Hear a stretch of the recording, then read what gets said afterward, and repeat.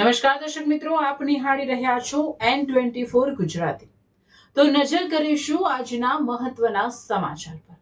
Jhagadia one વિભાગની ગંભીર બેદરકારી સામે આવી, પાંજરામાંથી દીપડો ભાગતા અફરાતફરી। ભરૂચ જિલ્લાના ઝઘડિયામાં વન વિભાગની કથિત બેદરકારીનો બનાવ સામે આવ્યો છે। ઉમરલા વિસ્તારમાંથી પકડાયેલ દીપડાને વહેલી સવારે ઝઘડિયા વન વિભાગની કચેરી ખાતે લાવવામાં આવ્યો હતો। જો કે પાંજરામાં રહેલો દીપડો અચાનક બહાર નીકળી જતા વિસ્તારમાં અફરાતફરીનો માહોલ સર્જાયો હતો। ભાગી છૂટેલા દીપડાએ વન વિભાગની કચેરી નજીક આવેલી સોસાયટીમાં કામ કરતી 2 મહિલાઓ પર હુમલો કર્યો હતો। હુમલામાં બંને મહિલાઓ ઇજાગ્રસ્ત હતા। તેમને પ્રથમ ઝઘડિયા સરકારી હોસ્પિટલમાં સારવાર માટે ખસેડવામાં આવ્યા હતા। બાદમાં વધુ સારવાર માટે ભરૂચ સિવિલ હોસ્પિટલમાં રિફર કરવામાં આવ્યા હતા, જ્યાં પ્રાથમિક સારવાર બાદ બંને મહિલાઓને રજા આપવામાં આવી હતી।